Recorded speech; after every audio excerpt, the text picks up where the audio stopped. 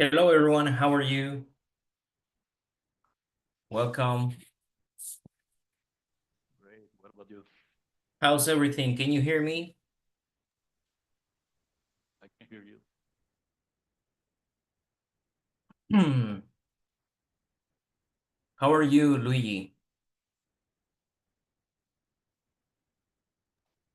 Hello, teacher. Good. Meeting good. Okay. Welcome. Paola, how are you? Samantha, welcome. Hi, teacher. Hi. Hello. Welcome. Okay. I'm happy to have you here. Thanks for being here.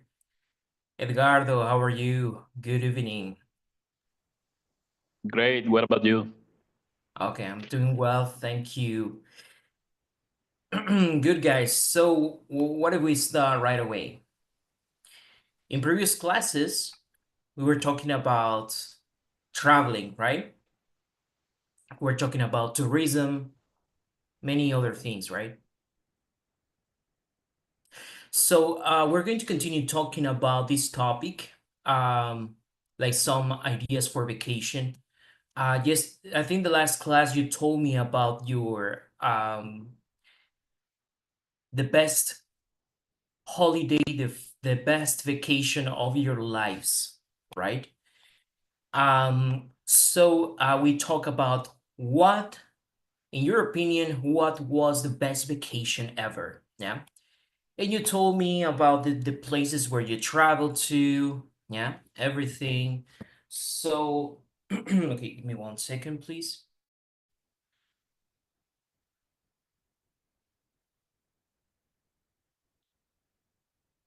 Just contacting one of your partners.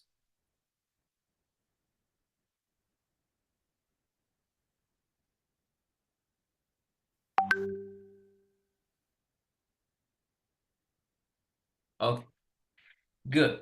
So we talk about what was your best vacation, who did you travel with, how long you stayed there.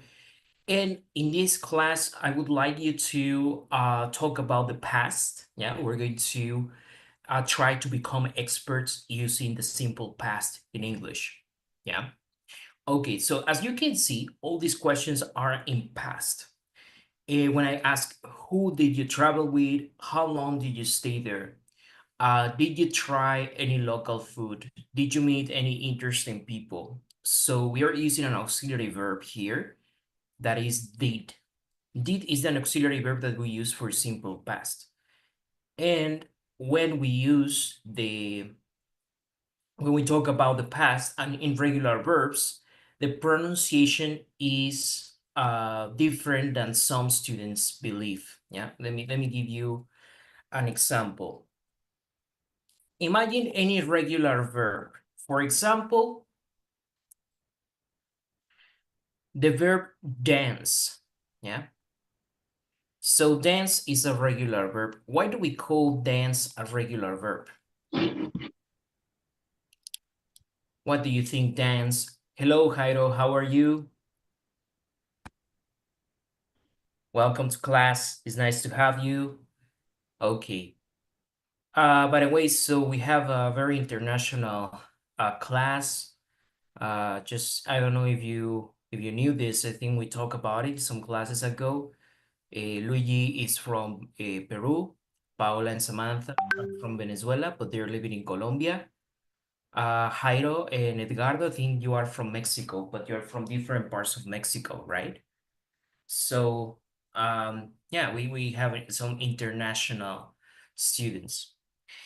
Okay, so let's talk about the regular verb like dance. You have some other verbs. For example, write. Write is not a regular verb. Why? Because if I want to say dance in the past, well, I just add a ed ending to this verb. But in the case of write, you know that it's not possible to say write it. Yeah. This is a regular and irregular verb, so you write wrote. Yeah, write wrote. Okay. So the other thing, because today we're going to be talking only about regular verbs. Regular verbs in English have the ed ending, but you know, this is not pronounced danceth. You don't say move in past, you don't say moveth, work, work in simple past, and you don't say worketh, right? It has some specific pronunciation, yeah? So, for example, you would say, yesterday I danced at night. We moved. We moved to Canada. I worked here for 9 years. I worked. Yeah. So pronunciation is not danced, moved, worketh. You say danced, moved, worked. Yeah. And there is a good reason for this. I'm going to explain you why the pronunciation is like this. Yeah. Today we're going to talk about something that we check in previous classes that is called indirect, or remember the word direct, you can say direct or direct. In the south of United States, where I'm from, they say direct and indirect. But yeah, in the some places they say direct or indirect. Yeah, doesn't matter. So we're going to talk about indirect questions and indirect speech. And does anyone remember? We saw these in some previous classes. Do you remember what indirect questions are? ¿Alguien recuerda qué son preguntas indirectas?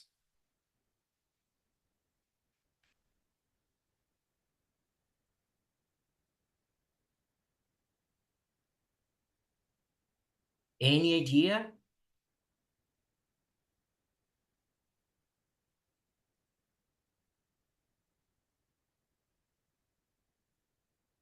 What do you think, guys? Okay, we're going to talk about this in a moment. So, direct questions sometimes are to when you don't know the person, yeah, cuando no conoces a la persona, it can be a little bit rude, can be a little bit impolite, yeah, mal educado. So let's say that I want to ask someone what their name is. So I ask him, excuse me, what's your name? What's your name? Okay, so if anyone approaches to me, si cualquiera se acerca a mí y me dice, what's your name? I will probably be scared. Tendríamos mi temor, ¿no? If someone approaches to you and they say, hey, what's your name? What's your name? What's your name? It's strange. So this has a solution, yeah? If you use an indirect question, si usamos una pregunta indirecta, so this is a little bit more polite. Why would you like to be more polite? Well, because sometimes you interact with strangers. A veces interactuamos con extraños en la calle. Sometimes we just want to be more polite with clients, right? With clients, you want to be more polite when you're talking to the authority. Yeah, there are different reasons why you would like to be polite and use an indirect question. Entonces vamos a hablar en un momento cómo utilizar correctamente las preguntas indirectas. Yeah. Okay. So everything, remember, the context is traveling and tourism, viajes y turismo, yeah, that you are able to use this information whenever you want to travel to other country, yeah. It's very useful. Okay. So previous classes, we talk about this, yeah. Vimos mucho vocabulario to use at the airport, no? At the check-in desk, on the plane, passport control, yeah, different things. And now it's time we move on to some grammar and pronunciation part, okay?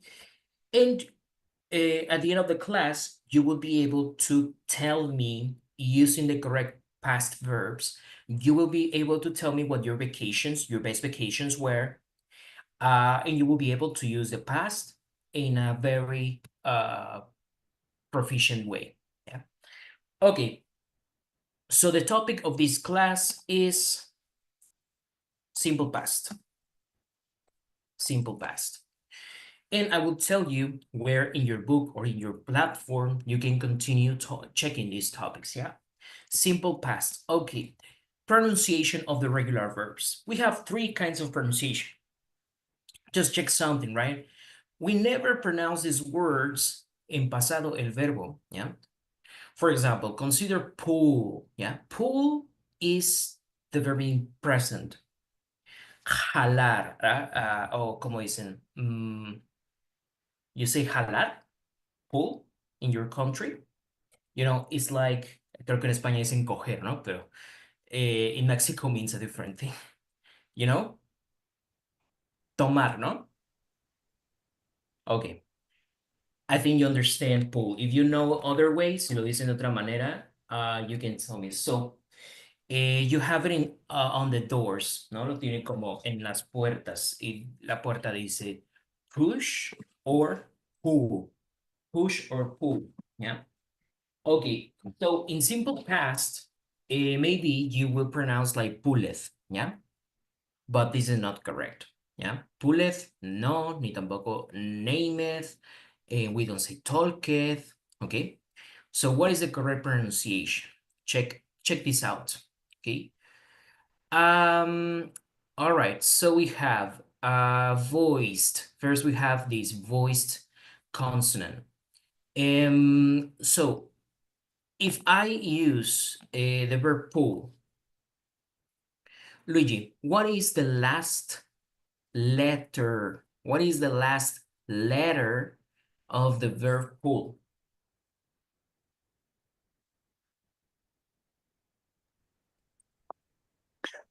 Letter L. L. Exactly. Okay, one more.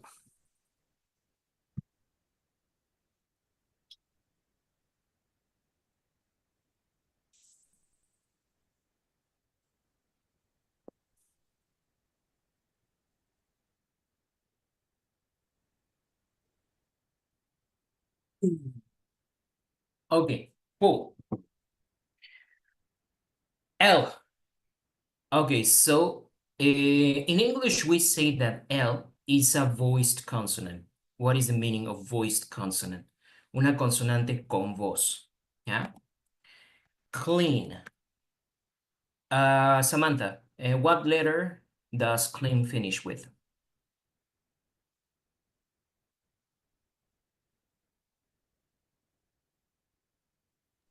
With D, Clean. In present. N, N. Good. So L, N, M, V, R. Don't write them. It's not important right now. But these are voice consonants. Se les llama consonantes con voz. Do you have any idea why we call these consonants voiced consonants? ¿Por qué se les llama consonantes con voz?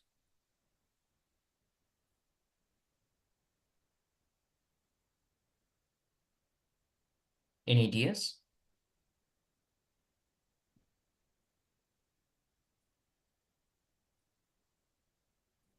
Okay, remember something very important in English is the phonetics. La fonética es muy importante. Pero alguien iba a decir algo. Someone want to say something?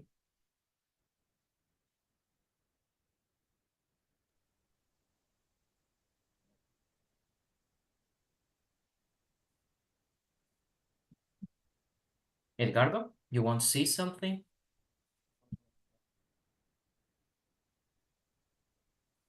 I think you're trying to turn on your microphone, but we can't hear you. No podemos escucharte, Edgardo.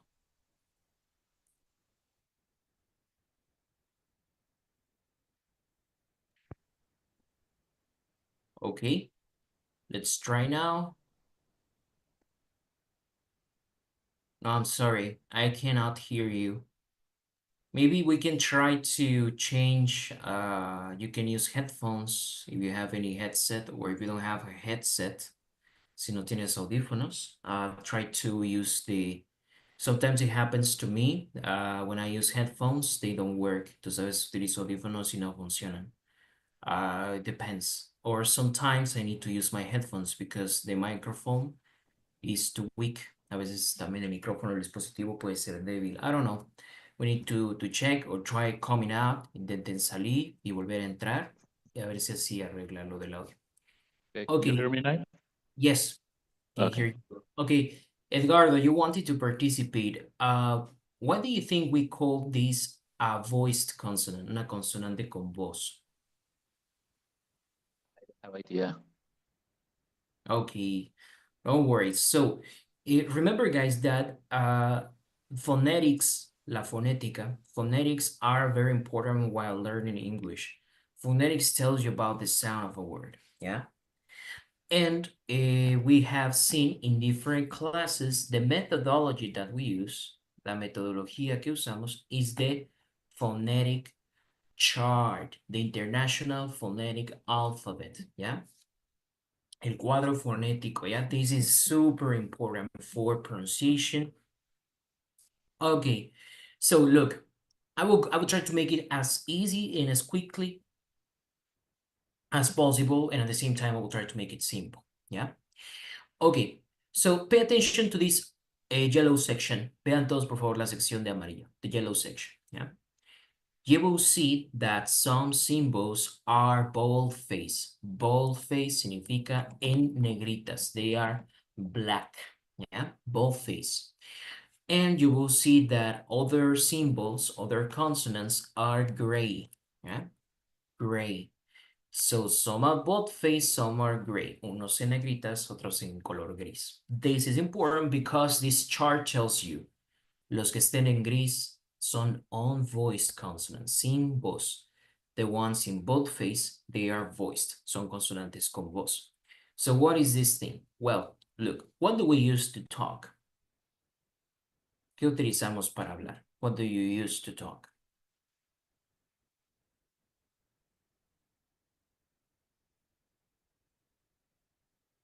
Well, first we have the energy that is the air. The stronger the air is, you have a more volume, yeah?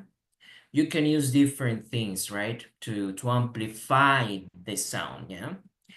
Okay, we can use lips, you can use tongue, you can use palate, you can use teeth, you can use a muscle here that is called glottis. Hay músculos que utilizamos, you know, all this used to talk. Okay, so, and you also use your vocal cords. También utilizamos las cuerdas vocales. The vocal cords are used to pronounce the vowels. Yeah, se utilizan para pronunciar las vocales, evidentemente.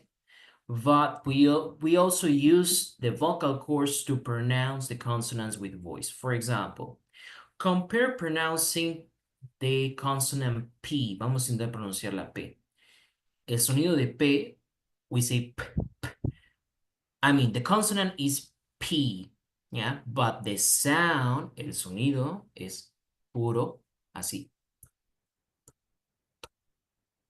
Okay, and the next one is a consonant with voice, so that means I will sound like B, B, B. So what is the difference? That here, you don't feel a vibration in your vocal cords because you are not using them, and here you are using your vocal cords. No sound, but you have the voice of your vocal cords. Yes, you understand? Aquí utilizamos, no utilizamos las cuerdas vocales y aquí sí utilizamos cuerdas vocales. Yeah. Try the difference between the consonant T, el sonido de la T, t, t, t, t, y el sonido de la D, D, D, D. Si yo toco, por eso tengo la mano aquí en la garganta, ¿ya? If you touch your throat, si ustedes tocan su garganta, la T, t, no vibra mi garganta. La D, D, D, D. Ahí está la vibración, ¿ya? So that's how you can identify voiced and unvoiced consonants. Así identificamos consonantes con voz y sin voz. en inglés. Okay, so now we are going to go back to the chart. And there are some teachers who give you rules. Hay profesores que te dan una regla, ¿no? And they give you a list. And they give you a list with many of them, ¿ya? Te dan una lista con muchas terminaciones. And they say, okay, if it ends with M, with N, with D, with B, y te dan una lista de consonantes muy largas que tienes que memorizar. I'm not going to do this to you. In this case, my advice is very simple. You just have to think about 3 different things. Put your hand on your throat. Ponen mano en su garganta, yeah? If you feel the vibration, you have a voiced consonant and the pronunciation is like D, yeah? All regular verbs and in ed, todos los verbos en inglés en pasado regulares, they have the ending ed, yeah? Todos tienen terminación ed. But how you pronounce the ed depends on the last consonant. ¿Cómo vamos a pronunciar esta ed? Depende del último consonante, de la última consonante de la palabra, ¿ya? For example, name the last consonant. Okay, the last letter is E, but this is not relevant because you don't pronounce name, no? You say name, so the last sound is M, yeah? Name. Okay, termina en sonido M. So that means that I have a consonant M with voice or without voice. What is M, guys? What is M? Voiced or unvoiced? Un boy. Voiced, yeah, con voz, porque siento vibración, ¿no? Okay, so the rule is when you put this verb in past, cuando pongas este verbo en pasado, you are not going to pronounce name it. No vamos a pronunciar name it because this ed ending will sound like a the, yeah. Esa terminación ed, entonces termina sonando como un sonido de D, yeah, like D, D. So the sound is like D. Okay. So actually, this is something like this. Named, named, named. All voiced consonants, todas las consonantes con voz tienen esta regla, ¿no? De pronunciación. So I could pronounce these verbs. Okay, rob means robar, yeah. In past, I say robbed, robbed, robbed. Entonces, he robs, él roba. He robbed, él robó. He robbed. He robbed $1,000,000. Yeah. Okay. So robbed, judged, plugged, plugged. If you pay attention, you have to listen and pay attention because the present sometimes is not very different. If I say plug, es el presente. Si yo digo plugged, es el pasado. Y la diferencia del sonido puede ser mínima. So that's why you need to pay attention, yeah?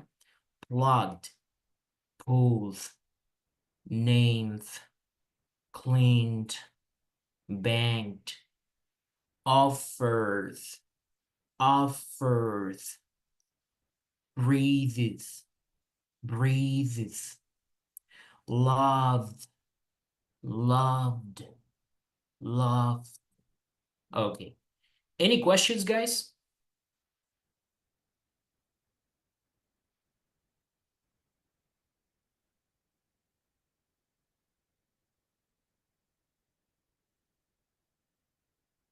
Questions? Let's see. Paula, can you help me read all the words in the voiced column?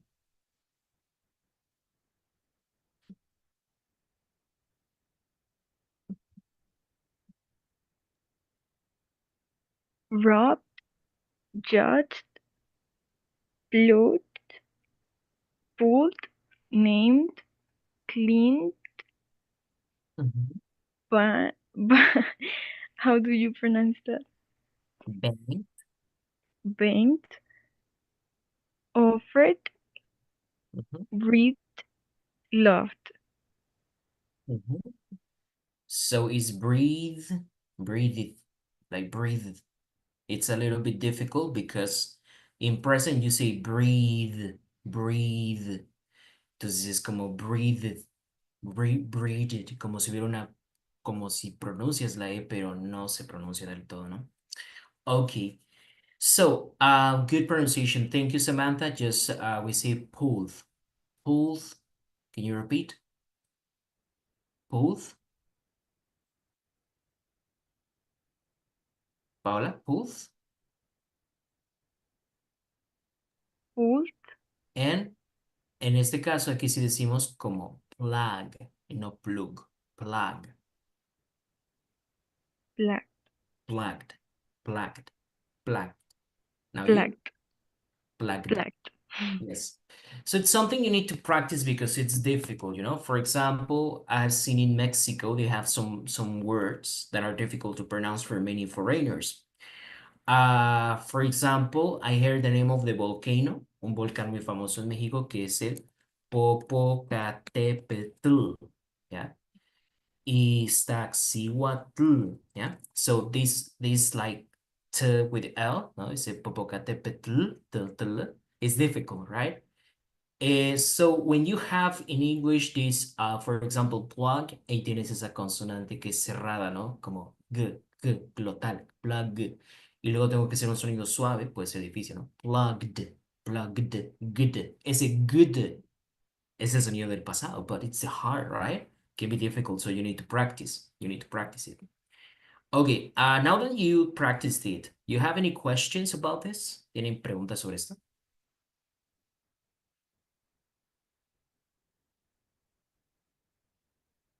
Okay, so remember, this is the first sound, yeah?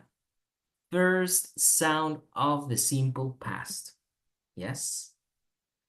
So, it means that the ed, todo sonido ed, termina sonando de. Okay, this is the first sound. How do I realize? Just by touching my throat. No hay que memorizar nada, solo tocar mi garganta, yeah? Okay, next tip. The second sound, segundo sonido, second sound. So the second sound you use when the consonant ends in the ed, it would sound like t, yeah? In which case, ¿en qué sonido la ed suena como una T? Well, when the consonant is unvoiced, cuando la consonante es sin voz, ¿ya? ¿Qué quiere decir sin voz? What does that mean? So when you say, for example, work, work, work. Jairo, what is the last consonant? Work.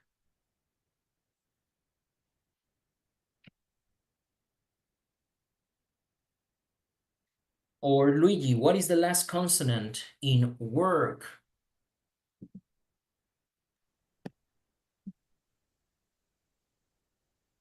Is R? Uh, Is the K. Okay, the consonant is K. But the sound, ¿cuál sería el sonido final, Jairo?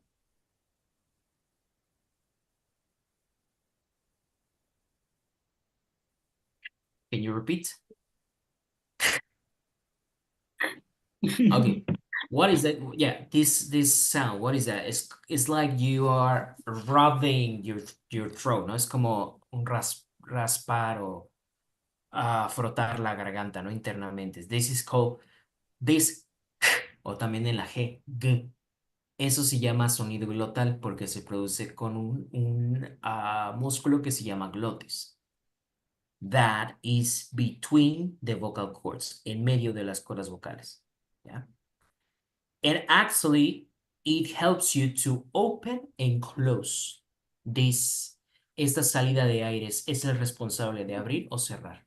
¿Ya? So that's why it's like the air is stuck between. ¿No? Es como que si el aire se atorara, por eso precisamente, no es un sonido glotal. Ok. This is unvoiced, porque a pesar de eso no hace vibrar la garganta. Ok. The same with drop, or let's use a simple one. Stop. Yo pronuncio and I don't feel vibration in my vocal cords, right? Okay. So the problem is when it's in past, so I have this and many students, their first impression is to pronounce worketh or stoppeth, but this is not correct, right? So in this case, when the consonant is unvoiced, consonante sin voz, you will pronounce the ed, la ed suena como una T. But remember, not a Spanish T, not a Spanish T, is an English T, yeah? What is the difference between a Spanish T and an English T? Que la T inglesa es mucho más fuerte, yeah? When I say in Spanish, tortuga, so soft, right? Spanish is a very beautiful, soft language. El español es un idioma muy bonito, muy suave, yeah?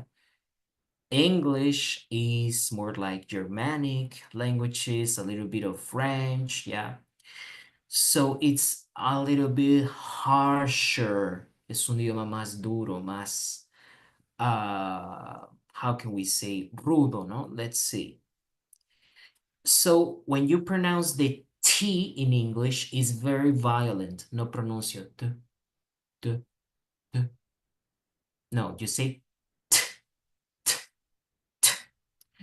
So that's why in past you say work, work, work, worked, worked, worked. Okay? Stop. So I'm sorry, yes, so it's like this. And if you pronounce this, it's like stopped, stopped, stopped. Okay? There you go.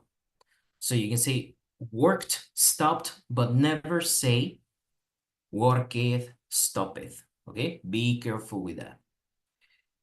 Okay, please help me now, Samantha, to pronounce the examples in the second column. Watched, laughed, talked, dropped, missed, pushed. Thank you. Excellent. And remember that in the case of laugh, it's strange, but when you have GH, very often it sounds like an F, yeah? So you say laugh, y la F es consonante sin voz, yeah? So you pronounce laughed, okay?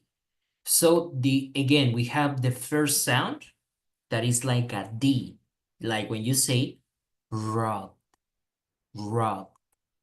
And you have the second sound that is stronger, like with the consonant T, and you say talked, dropped, missed. Any questions so far?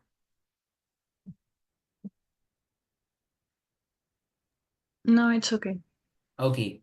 And now we have the third sound, but this is so easy. So easy.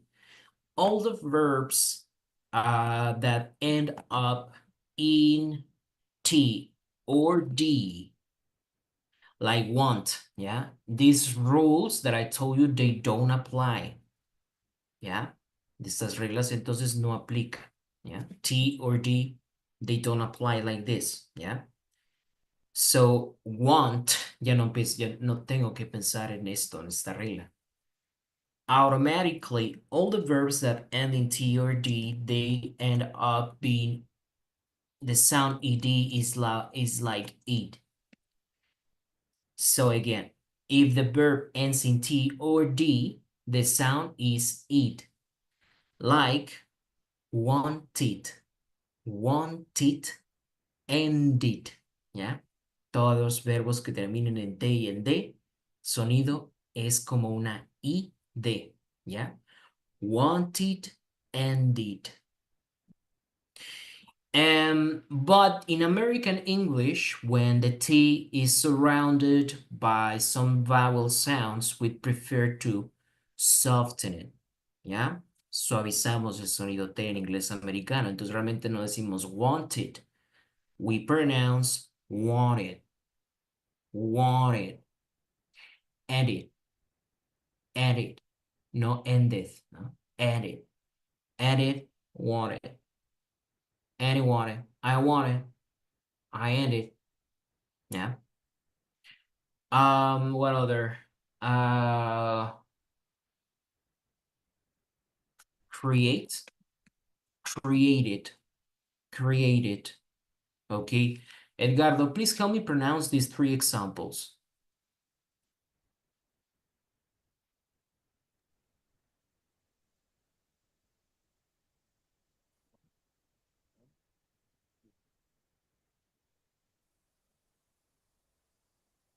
Oh, I'm sorry. I think we have a problem with the microphone again.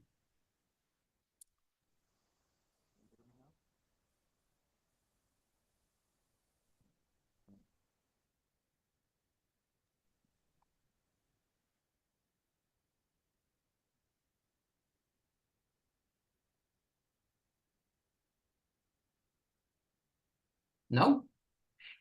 Okay. I'm sorry, Edgardo. I can't hear you. We will need to try something. Luigi, please, can you help me read these three examples? Wanted, ended, created.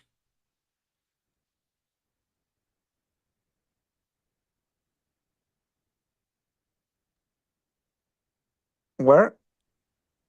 The The last three last one? words, the last three in the third column.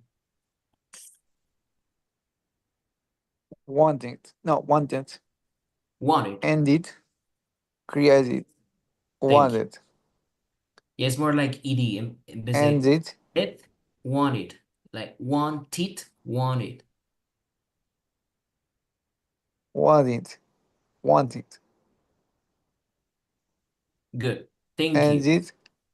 Created. Created. Exactly. Thank you. Okay, so guys, do you have any questions about this topic?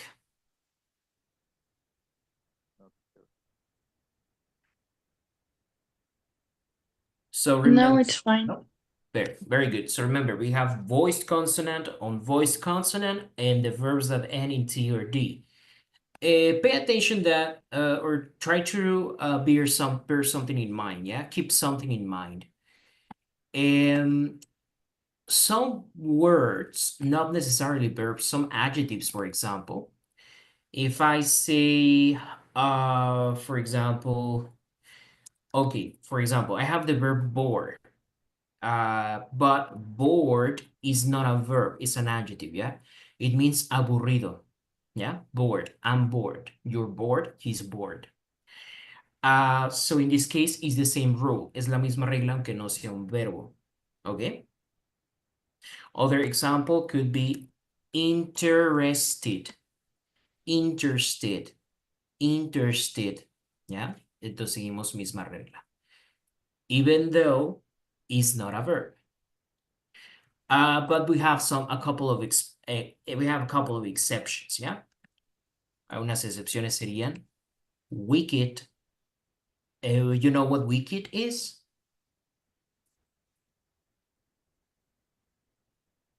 Wicked is similar to evil and naked, desnudo, yeah. So in this case, you don't follow these rules; they are exceptions, and you say wicked, naked, wicked, naked, exceptions, yeah. Again, these are not verbs; they are adjectives. All right, so now with this, we can use the past. We can be a little bit more confident, right? When we talk about the past. So let's go directly to our book and we will have an activity. And in this activity, you're going to practice your pronunciation of the simple past, something that you just learned. So yes, let's do it. 1 second.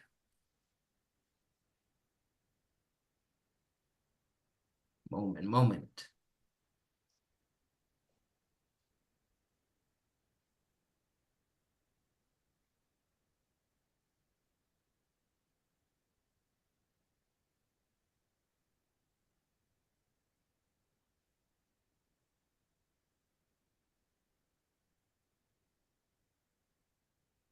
Okay, friends. So in order to start this article that I want to show you, I want to show you a very interesting place. Try to think about the most inhabited place you can think of. Inhabited, ¿alguien sabe qué significa inhabited?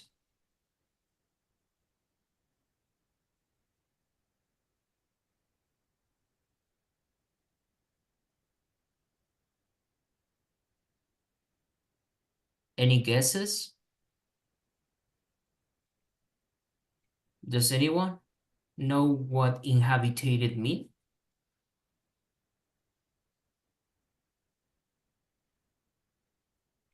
Do you know?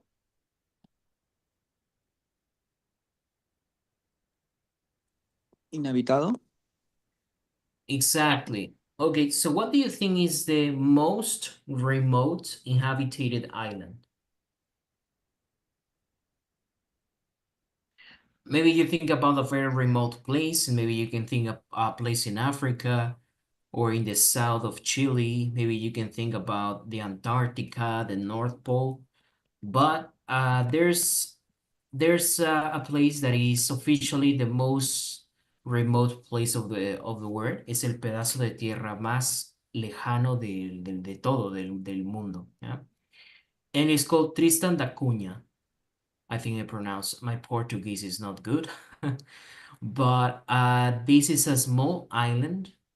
The article says inhabited because it was inhabited. And it has so the record of the remotest island. Yeah. La isla más lejana, yeah, del mundo. And we're going to read an article about it. 1 second.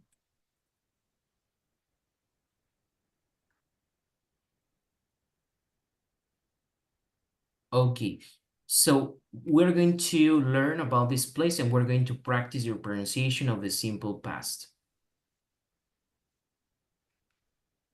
Okay, give me a second.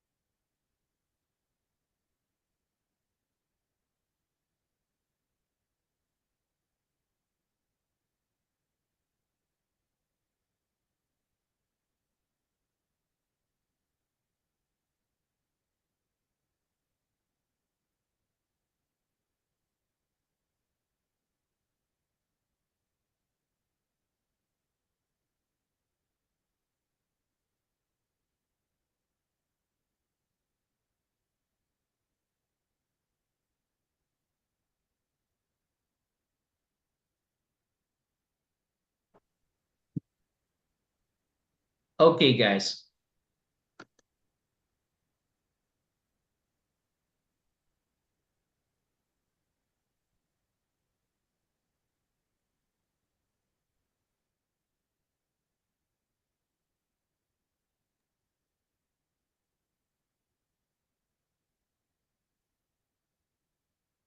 So, okay. Oh my God. Okay. So let's do it. I'm going to share my screen with you, and we can read about this article that is in the book. Okay, Tristan da Cunha. Okay, so can you help me, Luigi, read the first paragraph, please?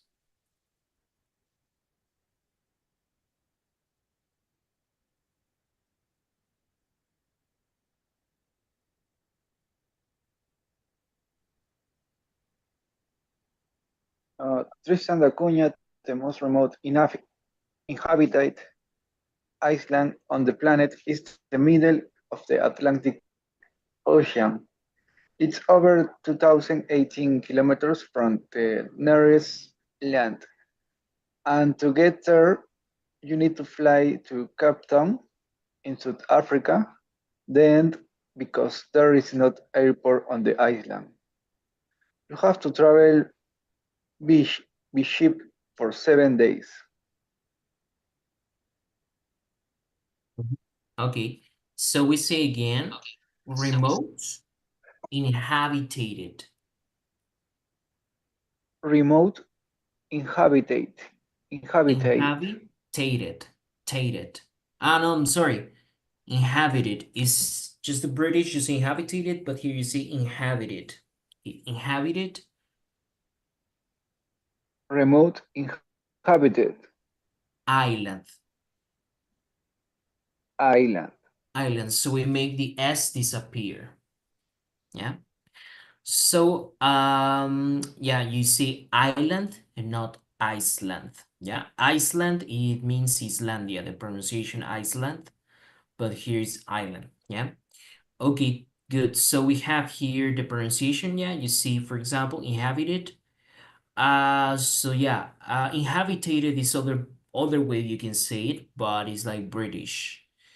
And so here we have like the American way now, inhabited, inhabited. Okay, please help us read. Edgardo, can you read the next paragraph? I don't know if we could fix the audio.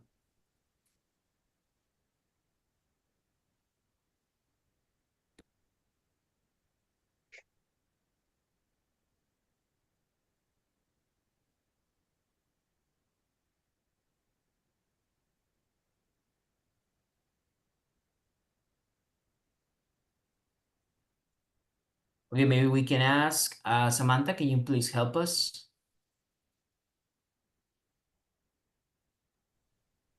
Tristan da Cunha was named after the Portuguese discoverer who first saw the island, although it is almost 10,000 kilometers from London. It's part of a British territory. The official language is English, but the people who live there also speak a local dialect. The British monarch is the head of the state, and they use British pounds as their currency. The island is very small, only 11 kilometers long. Queen Mary Peak, a volcano in the middle of the island, is 2,000 meters high, and it's active too. The weather doesn't get too hot or too cold, but there are times of heavy rain. Okay.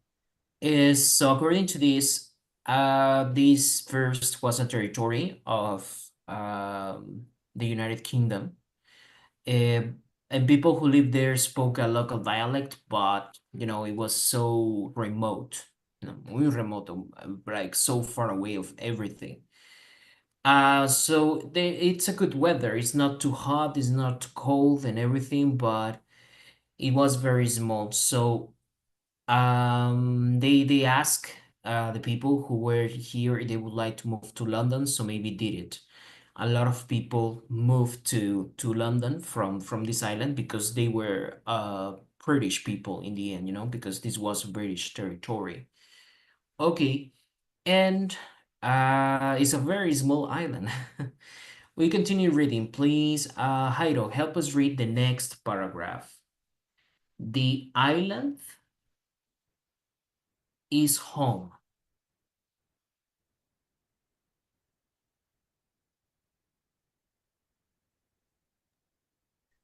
The island is called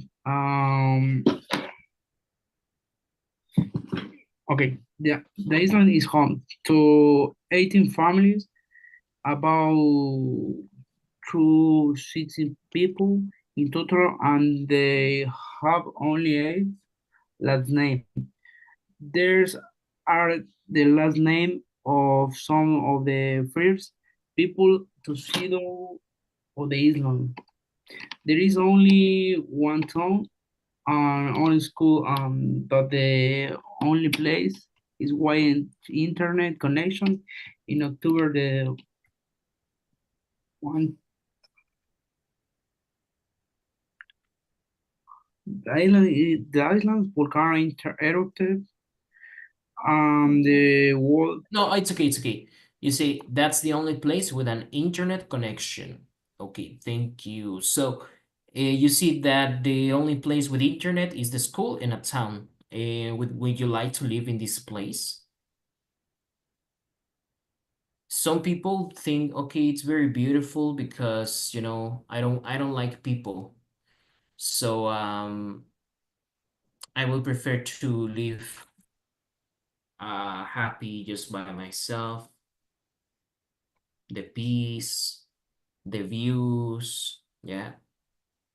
You see that is very beautiful, no? But it's so remote. Like, would you like to live in this place?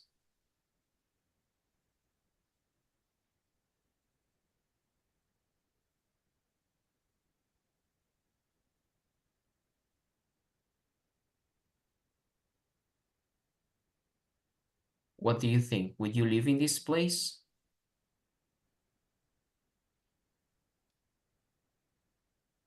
Will be a little boring. Yeah, so boring. Like you can see where the island is. So this is South Africa and this is Uruguay. Yeah, this is South America and this is Africa. So it's in the middle of them. You see that is here, somewhere here. So yeah, it's so remote and it's just a very few people there. Okay, and we're going to finish the last paragraph. Can you help us read the last paragraph, please, Edgardo? Sure. In October 1961, the Iceland volcano erupted, and the whole population went to live to Ukraine, UK. Mhm. They got a jobs and new homes, but they didn't like living so far from their island.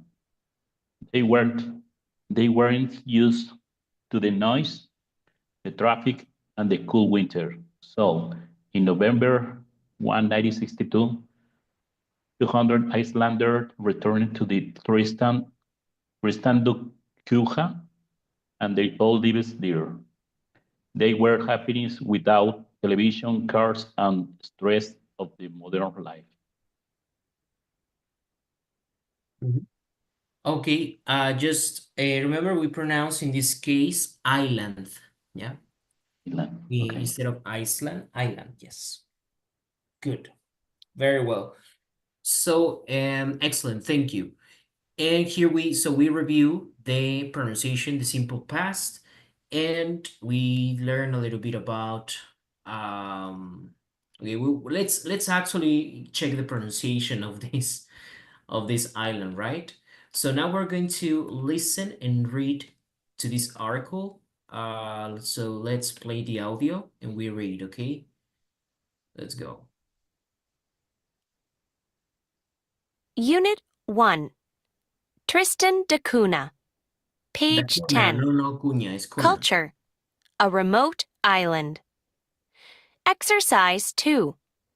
Read and listen Well, to it's the English, article. not Portuguese. Check your answers in Exercise 1. The most remote inhabited island on Earth. Tristan da Cunha, the most remote inhabited island on the planet, is in the middle of the Atlantic Ocean. It's over 2,800 kilometers from the nearest land, and to get there, you need to fly to Cape Town in South Africa. Then, because there's no airport on the island, you have to travel by ship for 7 days.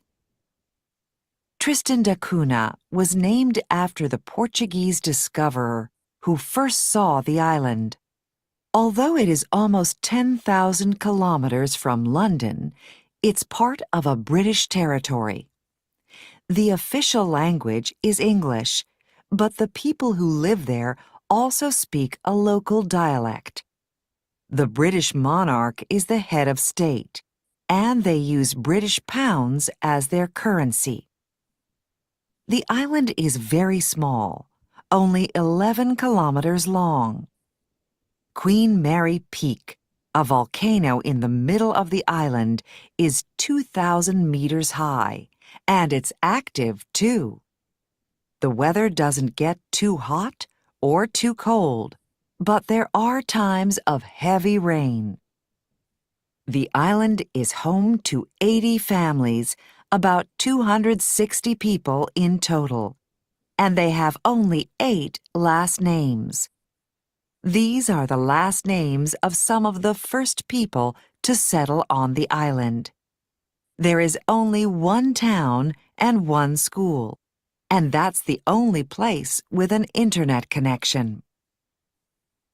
In October 1961, the island's volcano erupted, and the whole population went to live in the UK.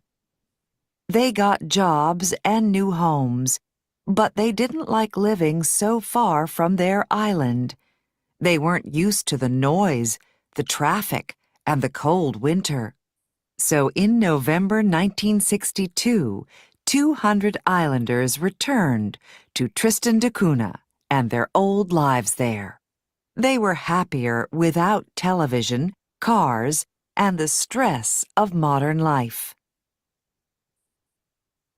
For me, this article is so interesting because it shows that some people cannot live without these things. Some people go crazy if they don't have a phone, if they don't have internet, and they can't imagine themselves far away from a city. Yeah, they would get so bored. But you know, these people, they were given the opportunity to go from this island to one of the coolest cities in the world. Like London is a very beautiful city, but they didn't like the noise, the traffic, the cold winter.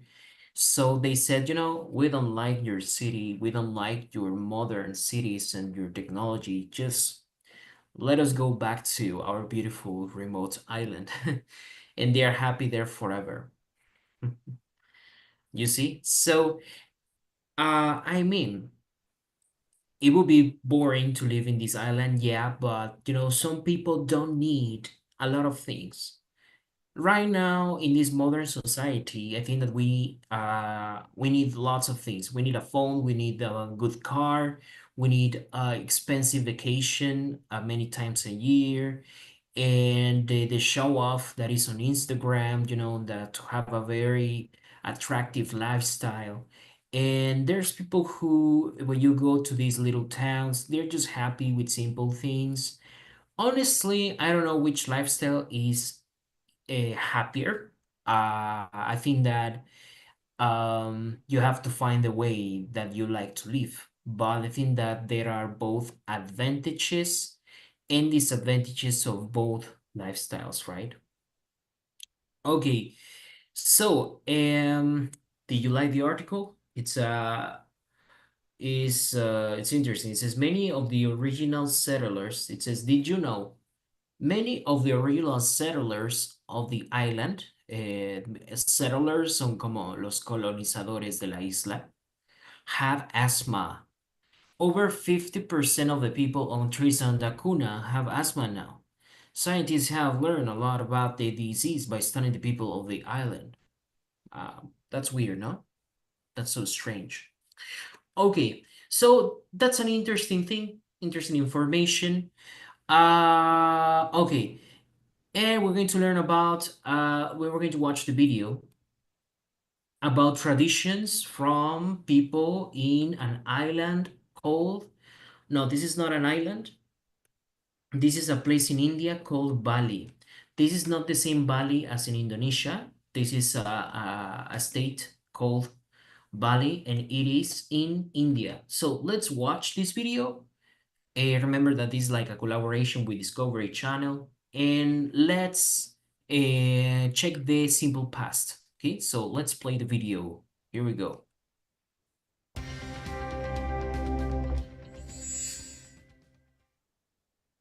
An island flood. This is India, the seventh largest country in the world, a country with a huge population,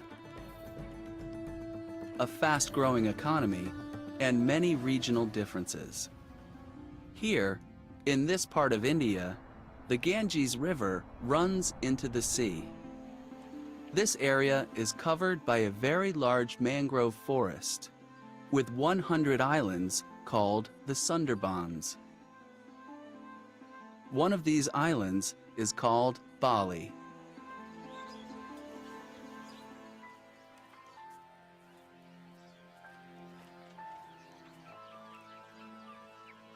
Life isn't easy here. People depend on a few rice fields and the fish they catch in the waters around the island. This is Bhagirat, a fisherman from Bali. Last week, he went fishing with his sons. They caught a lot of fish, some for the family and some to sell to their neighbors. But on their way home, the sea level was rising. Years ago, the water flooded the village. It destroyed homes and ruined the rice fields. It was a disaster. This time, the men in the village knew they needed to build a high wall to keep the water out and protect their homes and the rice fields.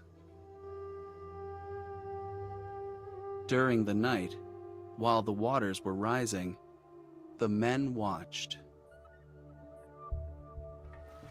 Everything was quiet, but then someone saw a small break in the wall. Bhagirat and the other men ran to fix it. They worked for 3 hours. They were tired, but they couldn't stop.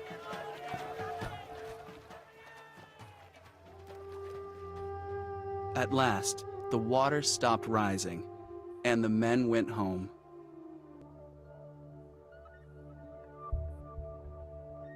Bhagirat had dinner with his family.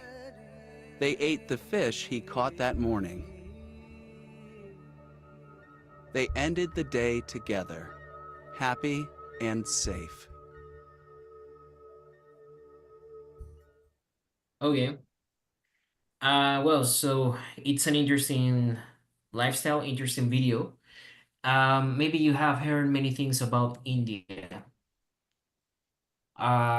So India is a very big place. It's so crowded. There are millions of people. Maybe you have heard things about the food, right? For example, the Indian street food. There are many videos about it on the internet. Some people say it's disgusting, like some people say that you get sick if you eat food from India, right? Like it shows like they have problems with rats. Honestly, I have tried Indian food once and it was delicious. It was in a restaurant, not in a food stand like this. And food is delicious. It's very spicy, like Mexican food. But yeah, many people said that they don't have they're not very strict with hygiene. Well, it's an interesting place. It's very big and it's full of people, right? Okay, so now going back to the topic, we're going to stop this activity of the book. So Okay. So now we're going to continue with the topic of this night, that is the um, indirect questions. The difference between direct and indirect questions, or direct and indirect. Any pronunciation is correct. Okay. So I have the question, what is your name? Okay, what is your name? But I want to be more polite. So what can I say? Well, of course, I can use the word sir or ma'am. Yeah, sir or ma'am, que señor o señora. Yeah, that's the best way you can refer to the person. Remember that you don't say Mr. Excuse me, Mr. That's not correct. You can say Mr. always with the last name of the person. Excuse me, Mr. Carlos. Excuse me, Mr. Rodriguez. No, I don't know. So you always use the Mr. with the last name. Yeah. Nunca Mr. va o Miss va sin apellido. The difference with sir and ma'am is that you can use it separately. So you can say, excuse me, sir, hello, sir, excuse me, ma'am, hello, ma'am. Okay, and then you have some of these polite expressions. For example, could you tell me? You know, instead of asking directly, en vez de preguntar directamente, pides permiso, ¿no? ¿Podría decirme? Could you tell me? Can you tell me? ¿Me puede decir? I was wondering. Me preguntaba. I would like to know. Me gustaría saber. And these kind of expressions make you a very polite person. Yeah. Sometimes when you meet a foreigner, when you meet when you meet a stranger in the street, cuando conoces a algún extraño, or when you want to take care of some clients, so you want to be very respectful, right? The point is being polite. El punto es como sonar más educados. So in this case, you need to use an indirect question, not a direct question. So you have here the example. What's your name? What's your name es muy directo, puede ser grosero dependiendo del contexto. It's simply a question, es simplemente una pregunta. But you could make it more polite. You can do it better. So you have here, excuse me, sir. Could you tell me what your name is? Indirect question. Okay. So here you see that I changed the structure, and instead of saying what is your name, I say what your name is. The only difference is that is after what, and here is at the end after name. Okay. Could you tell me what your name is? And this is the indirect question. Okay, very well. And then here we have, for example, if I want to ask, where's the restroom? ¿Dónde está el baño? No? Where's the restroom? Where's the restroom? Okay. So in this case, I could say, excuse me, ma'am, ¿no? Como disculpe, señora. Would you mind telling me? ¿Le importaría decirme?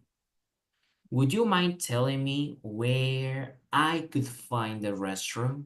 Yeah, it's very polite. Okay, we have here some other examples. When does the next bus arrive? Esta es la pregunta directa. ¿Cuándo llega el próximo autobús? When does the next bus arrive?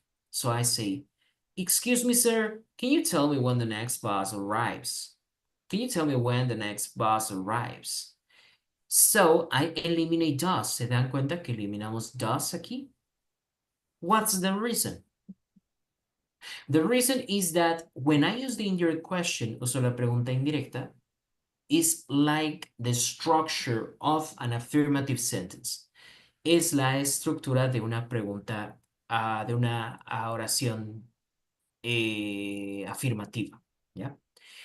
Do you like my shoes? Excuse me, ma'am, I was wondering if you like my shoes. Okay. Disculpe, me preguntaba si le gustaban mis zapatos. I don't know. Why not? So, we're going to check these questions and we're going to make it sound more polite. Okay, so here we have a couple of examples. Who did you travel with? ¿Con quién viajaste? How long did you stay there? Okay. Let's choose, for example, okay, this question. Did you try any local food? Entonces le pregunto a mi amigo, ¿probaste algún platillo local del lugar que visitaste? This is a direct question, a direct question. Okay, Luigi, how can we make this question indirect using the polite beginning saying, can you tell me? So let's transform this direct question into an indirect question, please. Can you tell me?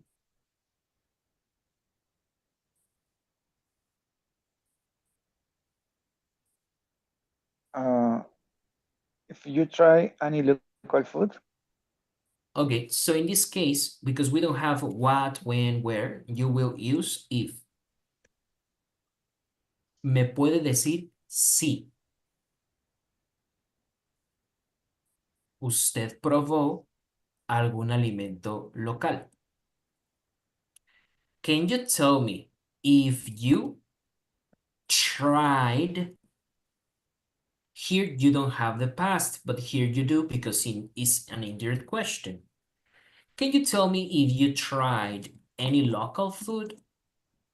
Okay.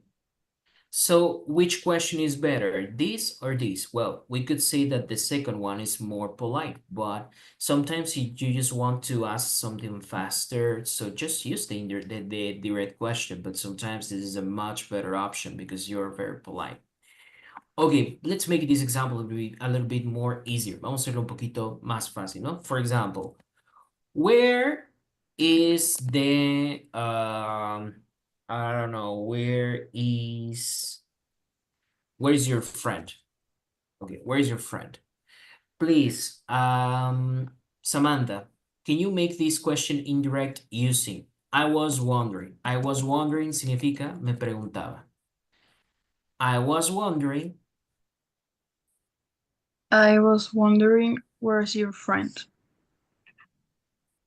Okay, we need to change it a little bit. I was wondering, where could be your friend? Where your friend is. Could be.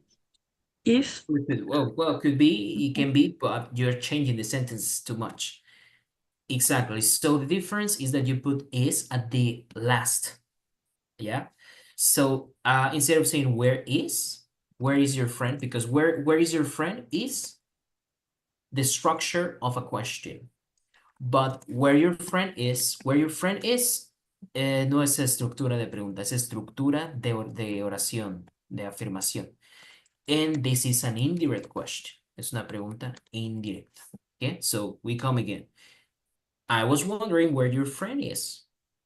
I was wondering where your friend is. So, esta parte, you see, changes, is different que esta oración. Where is your friend? Where your friend is. Okay, here we go again. One more. All right, let's see. Other easy one. How are you? How are you today? And we are going to use, can I ask you? Te puedo preguntar. Can I ask you? Edgardo, how can we make how are you today an indirect, more polite question? How are you today? Can I ask you?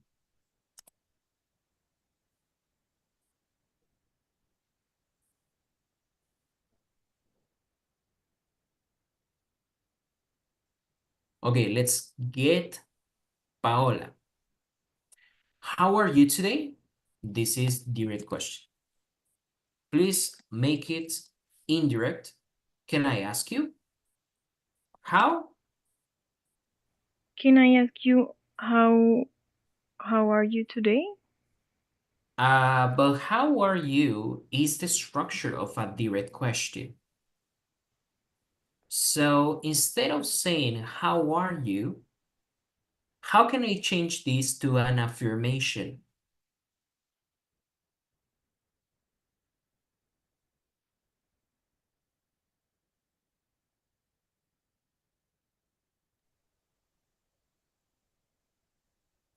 How are you? Check. Here we have how are you? But this is direct. Do you want to make it indirect? Can I ask you how you are today? And there you have an indirect, more polite question. Okay? Can I ask you how you are today? So this is the correct option. So why do we do this? Because remember, when you make the indirect question, you are actually following the structure of an affirmative sentence. Cuando una pregunta es indirecta, quiere decir que utilizamos la estructura de una afirmación. ¿Ya? That's why in indirect question, you don't say, how are you? You say, how you are. Because I'm affirming something, yeah? I'm stating something.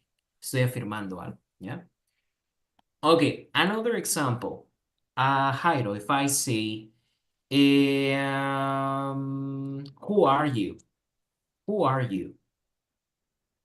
¿Quién eres? Okay, this is a direct question, yeah? Can we make it indirect, please? Vamos a decir, would you mind? Would you mind significa te importaría. Would you mind telling me? ¿Te importaría decirme quién eres? So, who are you? Would you mind telling me?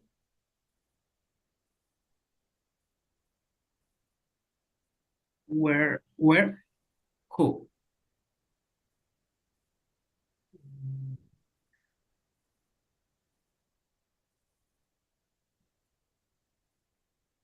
Would you mind telling me? So, who are you? Who are you? Lo cambiamos a pregunta indirecta.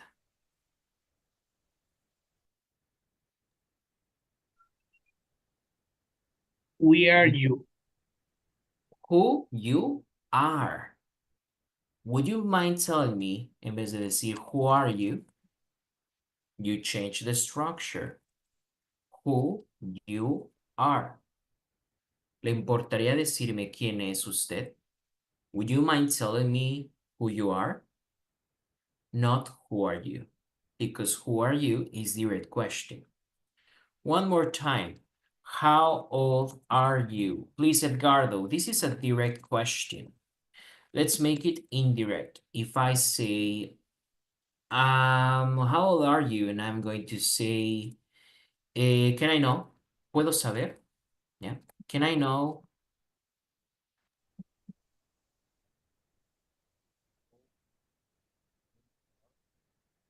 Can I know? And I have the question, how old are you?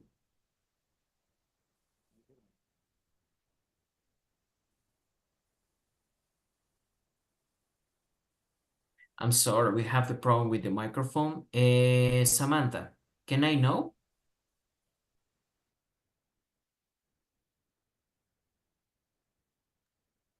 Can I know how old are you? How old are you? Do you think are you is good or we need to change it? Can I know how old you are? Correct. Very good, Samantha. Exactly. I know maybe it looks a little bit ridiculous that it's a little change, but this is the correct way, yeah? Because this is the most normal way. No, actually, natives, Americans, British, they don't say, can I know how old are you? They say, can I know how old you are? You know? So this is the correct grammar way, okay? Indirect question. So remember, guys, one more time, how do I create an indirect question? ¿Cómo creo pregunta indirecta? using the structure of an affirmative sentence, utilizando la estructura de una oración afirmativa. Okay. We're going to review this again. Vamos a seguir viendo este tema. Don't worry, don't worry. We're going to check more exercises. But I know it can be a little bit confusing. Puede ser un poco confuso, ¿no? So we finished for tonight. Thank you so much, guys. I will send you the recording. Please watch the recordings. Vean esta grabación de clase para repasar. And see you. Goodbye. Good night.